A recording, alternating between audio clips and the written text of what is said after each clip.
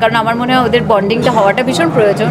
আর কবিরই অনেক দিন ধরে, বছর না অনেক দিন ধরে ও ঢাকায় সিনেমায় আসছে বছরের সবচেয়ে বড় চমক। হ্যাঁ দর্শক, মেগাস্টার শাকিব খানের নতুন cinema Prince once upon A time in Dhaka নিয়ে ইতিমধ্যে শুরু হয়ে গেছে তুমুল আলোচনা। এই সিনেমার একটি আইটেম গানের মধ্যে বাজিমাত করতে চলেছেন তামিল ইন্ডাস্ট্রির গ্ল্যামার কুইন নায়িকা তামান্না ভাটিয়া। শাকিব তামান্নার জুটিকে একসঙ্গে দেখার খবরই এখন দর্শকদের আগ্রহ এখন আকাশ ছোঁয়া।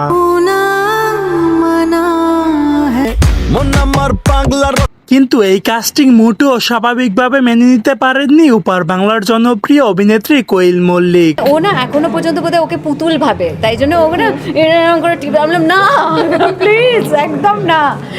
কোয়েল মল্লিক একটি সাক্ষাৎকারের মধ্যে জানিয়েছেন, বাংলা সিনেমায় তামান্না ভাটিয়ার আইটেম গান এটা আমার বিশ্বাসযোগ্য লাগছে না। এমনকি কোয়েল মল্লিক আরো জানিয়েছেন যে এই গানটির মধ্যে যদি আমাকে নেওয়া হতো তাহলে তো আমি আগুন ধরিয়ে দিতাম। এক কথায় শাকিব খানের পাশে তিনি তামান্না ভাটিয়াকে কোনোভাবে মেনে নিতে পারছেন না।